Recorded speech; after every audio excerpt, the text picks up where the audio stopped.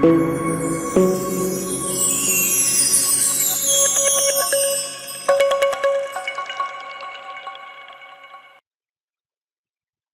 y cuando son las 9:40 de la noche acá en Piedra Angular Radio, en Barranquilla, vamos a entrar con nuestro segundo estudio de la noche.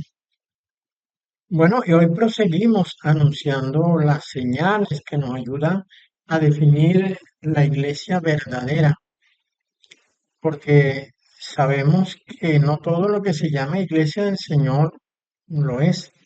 La iglesia verdadera del Señor es aquella que no se ha salido del molde de la, propuesto en los comienzos del nuevo pacto, el molde en el que se inició la iglesia contemporánea de aquel momento.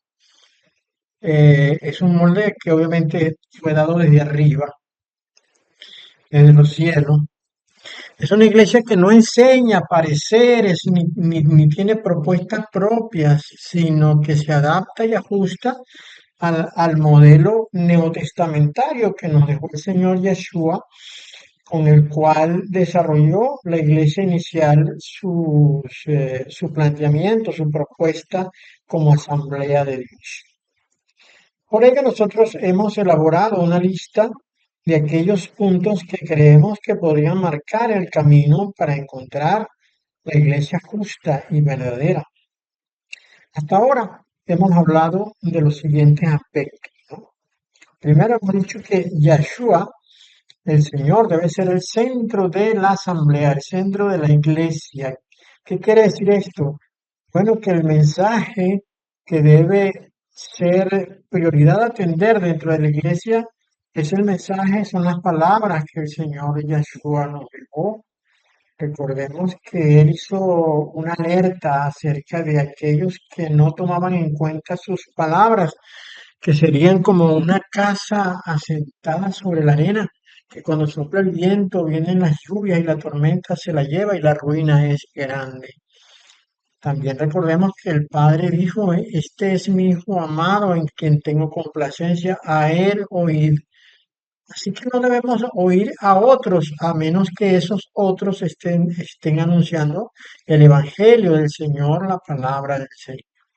Tenemos como modelo para imitar y para copiar el libro de los Hechos, pero también tenemos como guía en las enseñanzas que dejó primeramente el Señor Yeshua, pero luego las enseñanzas que desarrollaron sus discípulos, los apóstoles y aquellos que permanecieron con él y que fueron testigos de su obra. Pero también tenemos que incluir al apóstol Pablo, que aunque no estuvo con el Señor y en aquella época seguramente era un enemigo de la iglesia naciente, luego reconoció que había estado equivocado, se arrepintió y se entregó de lleno plenamente a la obra de la predicación del Evangelio de la Reconciliación. Segundo, la iglesia debe usar el nombre correcto. Durante milenios, toda la iglesia y todo el mundo ha utilizado un nombre falso para tanto para el Padre como para el Hijo. Nombre falso porque el nombre de Jehová no es el nombre correcto de Dios. Recordemos que cuando Moisés le preguntó al Señor que cuál era su nombre, el Señor le dijo YHWH. Ese es el nombre del Señor, el cual al adaptársele fonemas vocálicos, pues se podría transformar en Yahweh, pero nunca en Jehová, porque pues la B, la bidental no estaba incluido en el fonema inicial. La W sí, pero la B única no. Asimismo, la J no estaba en el fonema inicial y de hecho la J apareció siglos después de haber anunciado Dios su nombre. El nombre del Hijo no es Jesús. Jesús es una transliteración que pierde todo el valor estructural, genético, gérmico que tiene el nombre original, el nombre inicial, dado en hebreo, que es Yahshua, el cual traduce, significa Yahweh salva o Dios salva o la salvación viene de Tercero, la única enseñanza válida es la que nos dejó el Señor Yahshua, la única enseñanza válida. Y esto no puede ser transformado, esto no puede ser cambiado. Lo que el Señor dijo que era, así es. Y no se puede argumentar que Dios se adapta a la modernidad o al modernismo de los tiempos actuales, porque debe hacerlo, ¿no? Porque si no, Dios se quedaría, como se dice por allí, fuera de onda. Pues esto es absolutamente falso y es un invento de Satán dentro de la iglesia para confundir al creyente. Dios no se adapta a los tiempos, somos nosotros los que debemos adecuarnos al pensamiento único e inamovible de Dios.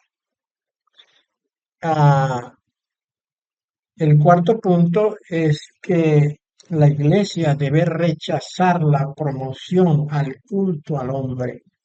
Esto es el 666, porque el 6 representa al hombre, dado que en ese día, en el día sexto, el hombre fue creado.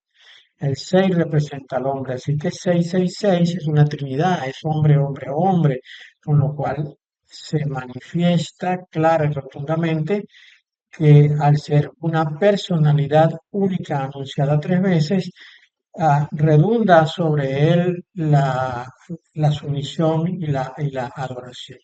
Esto lo que significa es que un estilo de vida, una doctrina metida dentro del mundo de hace milenios ha procurado dar al hombre el centro de todas las cosas y lo ha sido desde los tiempos más y más antiguos, desde los días antes inclusive de Adán, cuando aquellas sociedades preadámicas y fuera del contexto de Dios reverenciaban y daban culto al Dios hombre, que no es otra cosa sino los ángeles caídos entre nosotros. Desde aquellas épocas milenarias, hace 8 o 9 mil años, se le ha dado, los ángeles caídos han procurado que al hombre se le dé culto y esto ha entrado en todos los órdenes sociales, en todos los órdenes sociales que a nosotros nos interesa la iglesia.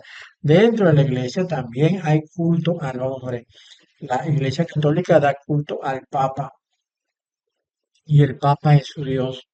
Pero también dentro de la iglesia evangélica se ha deificado la figura del pastor, se ha deificado la figura del evangelista, del profeta, y se han hecho de estos seres unos seres prácticamente infalibles, cuya palabra dicha es inapelable.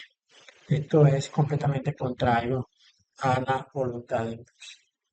La Iglesia verdadera reconoce que hay un nuevo pacto que sustituyó al anterior y que muchas cosas dentro de este nuevo pacto han sido cambiadas. Y hemos mencionado que, por ejemplo, podemos poner como ejemplo que el sacerdocio levítico fue quitado del medio y se trajo, Dios trajo el sacerdocio según el orden de Melquisedec. De tal manera que desde la época del Señor Yeshua, la verdad es que ya no hay herencia del sumo sacerdocio, pues puesto que el nuevo sumo sacerdote, según el orden de Melquisedec, no ha muerto desde que resucitó, así que no ha dejado su herencia de autoridad delante de nadie.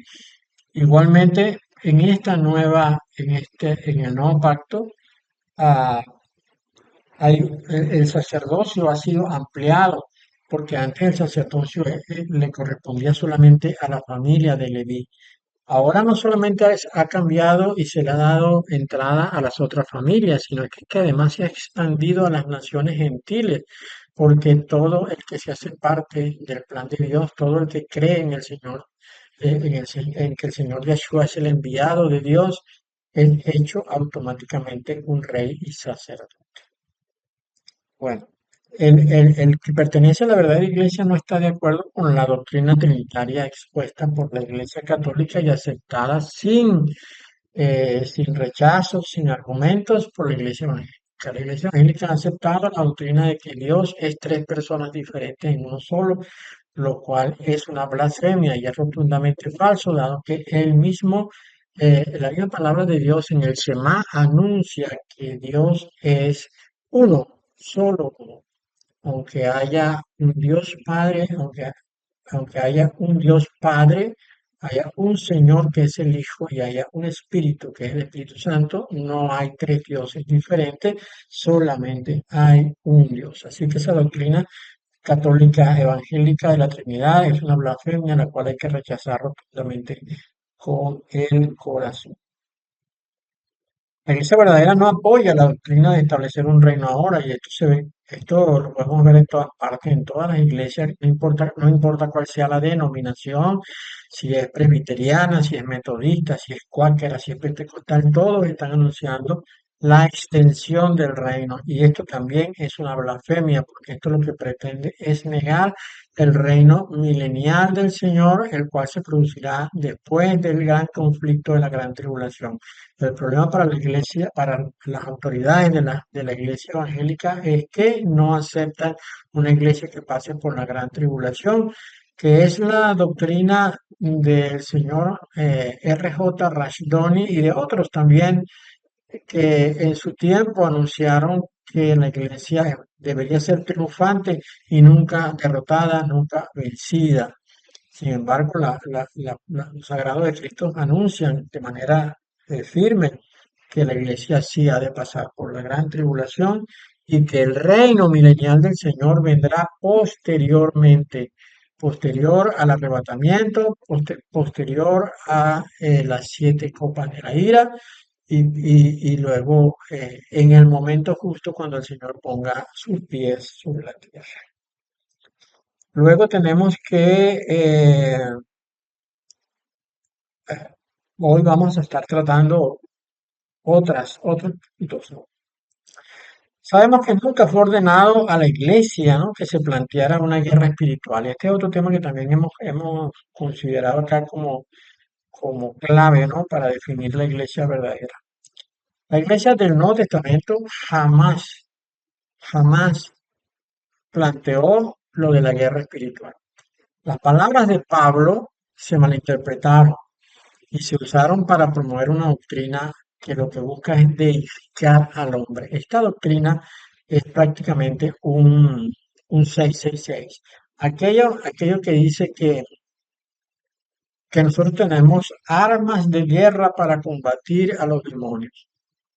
Pablo mencionó específicamente la justicia, la verdad, la fe, el conocimiento de la palabra, la disposición para predicar la palabra y creer firmemente en la salvación como unos elementos de guerra.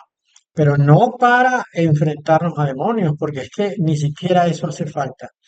No hace falta darle órdenes o instrucciones a los demonios. Lo que es necesario es vivir conforme a los verdaderos valores que Dios aprecia, ¿no? Que es ser verdadero, ser justo, tener fe absoluta, estar dispuesto a hablar de sus cosas y todo esto que nos dejó Pablo escrito en el capítulo 6 de la carta a los Efesios y que se ve de manera muy firme ratificado cuando el apóstol Santiago dice que nuestra guerra está en someternos a Dios y resistir al diablo. ¿Cómo llamar resistir al diablo? ¿Qué es lo que quiere decir él con resistir al diablo? ¿Es pegarle gritos al diablo y darle órdenes? No, lo que dice es que nosotros debemos resistir la tentación, resistir al pecado con estas armas e instrumentos que tenemos a la mano, los cuales ya hemos hablado. Y en este resumen, pues no podemos dejar fuera el hecho de la deificación del creyente, ¿no? La iglesia evangélica, no la iglesia católica no, pero la iglesia evangélica sí ha promovido durante estos últimos 40 o 50 años la deificación del creyente, dándole a entender al creyente que él tiene autoridad y que cuando expresa una palabra, esta palabra debe cumplirse.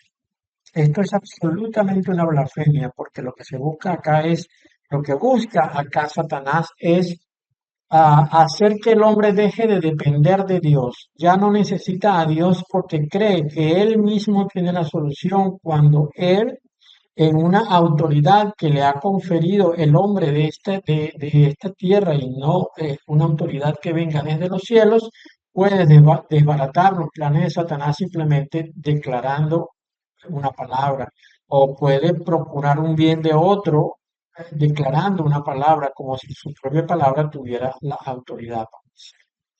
Esto no fue promovido por el Señor. Yo no encuentro ninguna porción de la Escritura que hable acerca de este poder argumentado por la Iglesia Evangélica dado al creyente, ¿no? Yo no hallo que exista nada de esto. Ciertamente el creyente tiene autoridad sobre los demonios si vive una vida santa. Y esto es precisamente lo que hace énfasis los sagrados escritos. Vivir una vida santa, vivir una vida de oración, porque cuando dice el Señor que si alguno es tentado, el Señor dice que si alguno que cuando alguno es tentado no dice que haga guerra espiritual, lo que dice es que ore.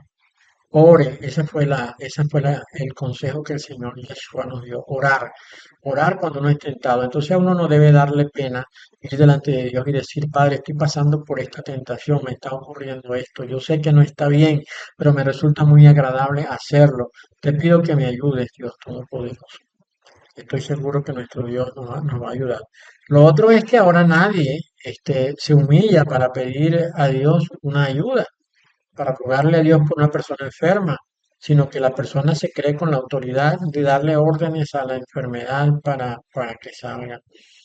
Yo recuerdo cuando el Señor Yeshua dio orden a la fiebre que estaba en la suegra de Pedro y la fiebre le dejó.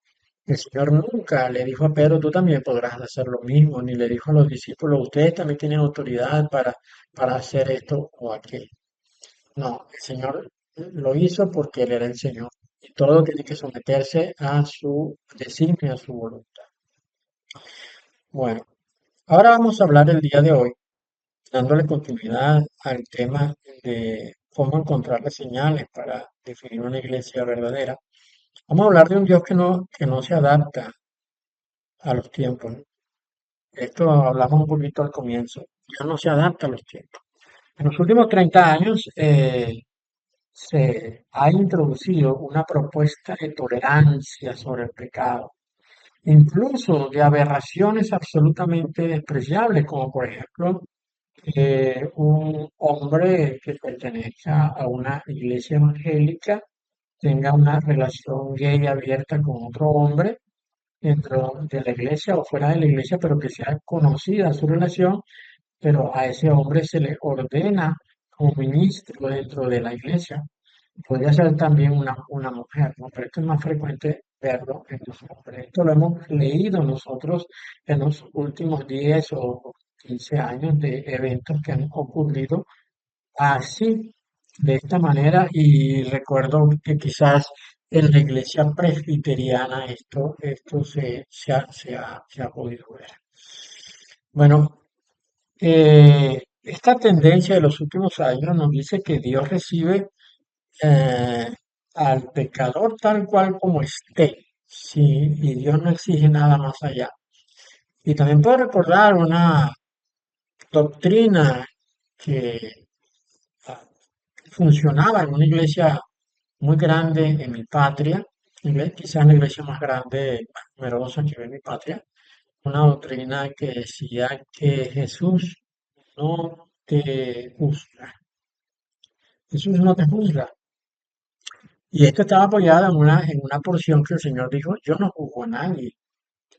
Lo que pasa es que nunca dijeron lo que venía después, que el Señor inmediatamente dijo, es mi palabra la que juzga. De manera que lo que estaba queriendo decir el Señor es que ya yo dije lo que tenía que decir, lo que yo dije es lo que el Padre me mandó a decir, y lo que yo dije, dicho está, y cualquiera puede conocer lo que yo dije. De manera que cuando sea el juicio, pues será juzgado por aquello que fue dicho, porque la palabra dice tal y tal y tal y tal. Como en aquella confrontación entre el Señor y Satanás, que es argumentaba cada uno acerca de la palabra, porque la palabra es el documento escrito que da testimonio de la voluntad de Dios. Entonces, cuando el Señor dice que no se va a sentar a jugar a nadie es porque no hay necesidad de eso. Lo que se va a juzgar está escrito. Es decir, si alguno engaña a su esposa y lo hace de manera eh, consentida, es decir, está de acuerdo con lo que está haciendo, no se aparta de ello, sino que continúa haciéndolo y le sobreviene la muerte, pues no podrá apelar al amor de Dios y a la bondad y a la misericordia, porque escrito está en la palabra donde dice que pues el hombre debe ser fiel a su esposa, ¿no? Debe tener una sola mujer. El marido, el hombre debe ser marido de una sola mujer. Esto es lo que dice la palabra. De manera que si en alguna parte dice, si encontramos que alguien es murmurador y querelloso y pasa su vida haciendo comentarios de otras personas y levantando testimonios desagradables, pues el día de su muerte no podrá apelar porque le será recordado tantas veces que hizo esto y será traído será traído el mandamiento delante de él para que lo lea, para que sepa que ahí estaba escrito y se le mostrará como él sabía que de verdad esto estaba escrito. Así que esa tendencia de que hacer ver que Dios es tolerante, que Dios ama al pecador de tal manera que no lo va a cuestionar ni lo va a acusar, eso es absolutamente satánico, completamente fuera de orden y sin ningún apego a la verdad.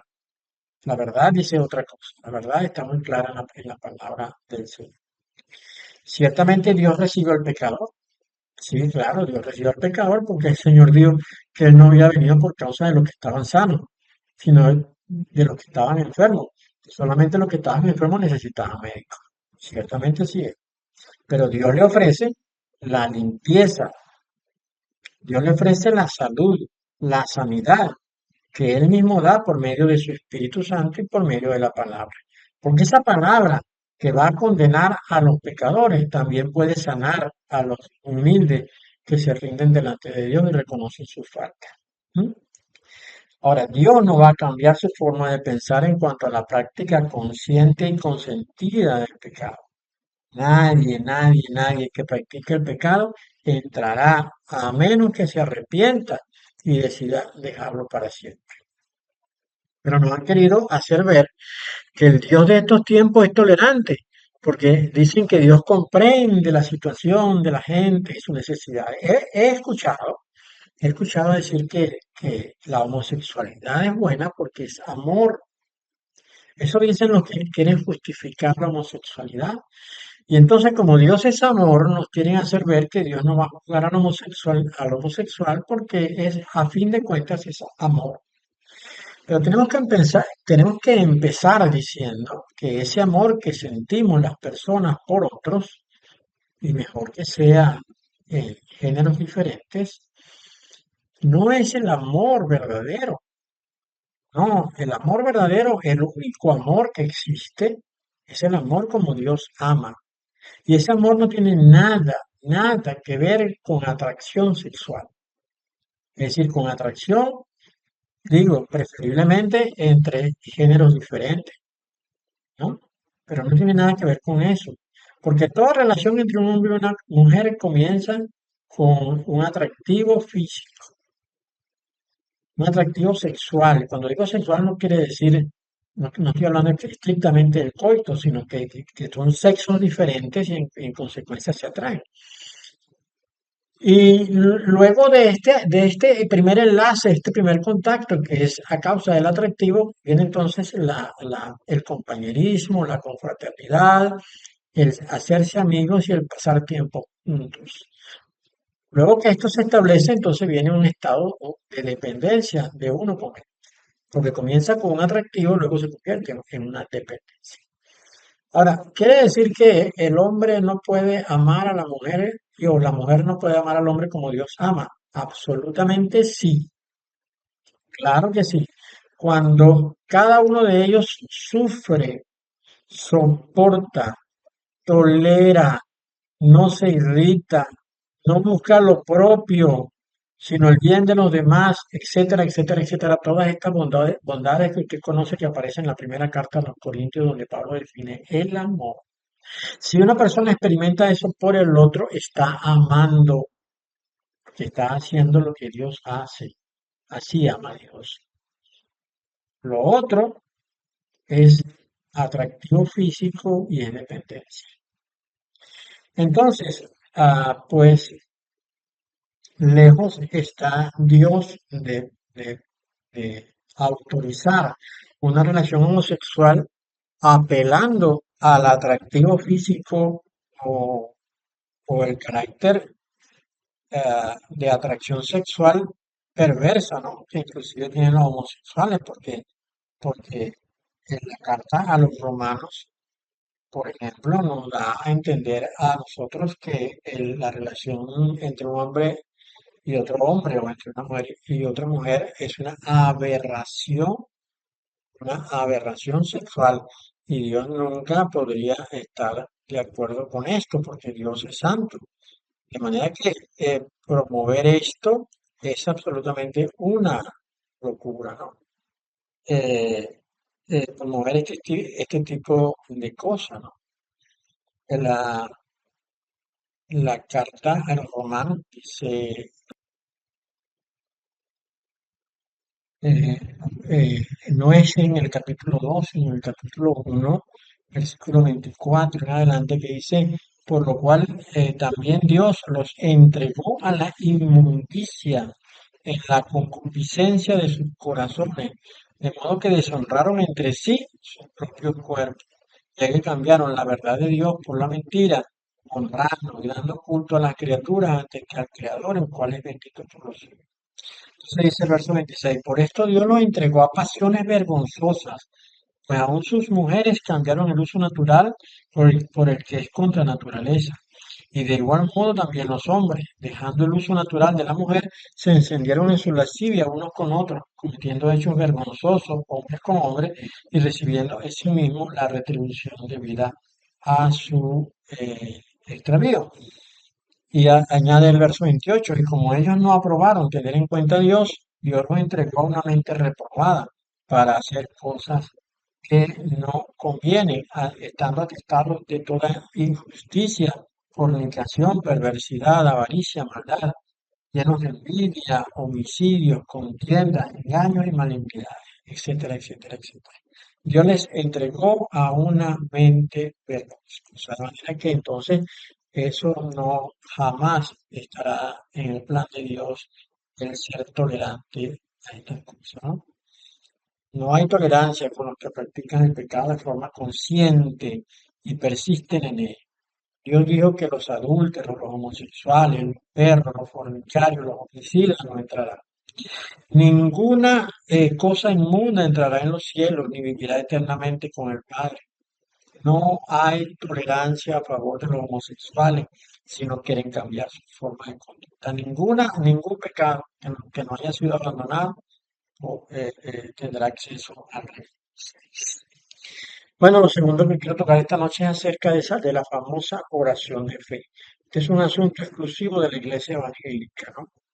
Y yo opino que no hay tal cosa de la oración de fe en este sentido, ¿no? Porque se ha enseñado durante años y es verdad que nosotros hemos sido parte de ello, que una oración dicha en cierto momento, repitiendo lo que otro le está diciendo, o sea, yéndose a donde otro le está guiando, termina con todo lo hecho durante la vida y le da entrada al reino de los cielos a la persona que haya hecho esta oración. Bueno, esto no está en las escrituras santas. Claro, yo sé lo que dice Romanos 10, 8, 12. Y sin duda alguna que esto es verdad, pero de aquí a decir que el que hace esta oración, o que por hacer esta oración ya se entró en el reino de los cielos y no se va a salir nunca de allí, eso es absolutamente falso. Porque la verdad es que el Señor Yeshua enseñó que para entrar al reino de los cielos es necesario nacer de nuevo. Es necesario creer en Él y confesarlo a viva voz. Y esto debe llevar a cada quien a permitir que el lavamiento sea hecho por medio de la palabra y que la Ruach HaKodesh, que es el Espíritu Santo de Dios, haga su obra de limpieza en el corazón de la persona. Ah, el tema de que somos transformados automáticamente al decir una oración, eso no es cierto. Eso no es cierto. El proceso de transformación es prácticamente vitalicio. Ha sido mi experiencia ya de más o menos eh, 40 años en la vida en el cristianismo. Mi propia experiencia es de que las cosas malas mías han ido saliendo progresivamente. Nunca salieron en el primer instante. Cuando yo decidí hacerme parte de Dios y de creer en su Hijo, estaba todavía 100% lleno de toda la absoluta maldad que había en mí. Y ha sido un proceso de trabajo del Espíritu Santo en mí a través de tantos años para que yo me dé cuenta de cosas que a Dios no le agradan y permita que el Espíritu Santo de Dios haga su obra de limpieza. Pero el Espíritu Santo tiene que hacer su obra de limpieza apoyado en la palabra, porque yo tengo que conocer lo que dice la palabra para poder dar cabida al trabajo de limpieza que hace el Espíritu Santo. Entonces, una persona que siente el llamado de Dios y desea hacerse parte de la familia de Dios, pues es un proceso que comienza en su interior, comienza haciendo una oración a Dios, reconociendo que ha sido un pecador, que le ha fallado a Dios, pero debe mostrar sinceridad en su corazón, debe sentir el impulso y el deseo del cambio en su vida. Porque si una persona es presionada en un auditorio cristiano para que pase adelante y haga tal tipo de oración, pero la está haciendo y no está entendiendo absolutamente nada de por qué lo hace, lo más seguro es que al final de esto, al final de ese proceso, de ese tiempo, sigue siendo el mismo, pero sin convicción ni deseo de cambio. Lo importante es que uno al final de las cosas, bueno, uno seguirá siendo el mismo, pero tiene el deseo del cambio. Y esto es lo que realmente importa en el nuevo nacimiento, que haya un deseo de cambiar para que nosotros nos adaptemos entonces al parecer y a la voluntad. Bueno, vamos a detenerlo ya por el día de hoy porque estamos muy cerca ya de finalizar el tiempo del programa. Si Dios lo permite, continuaremos la semana próxima. Dios le bendiga.